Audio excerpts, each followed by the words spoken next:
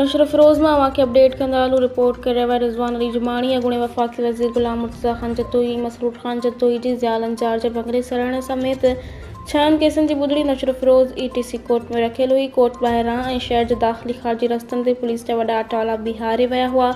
जीअं ई जतोई भाइरनि जी ज़मानत रद्द थिए त जतोई भाइरनि खे गिरफ़्तार करे सघूं।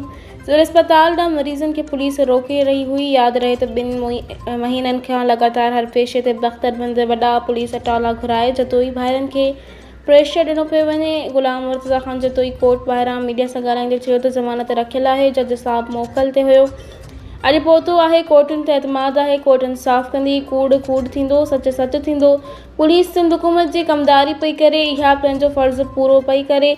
को मसइलो नाहे। ॾुखिया वक़्त मर्दनि ते ईंदा आहिनि। जेको थियो मुड़ुस थी मुड़ींदासीं।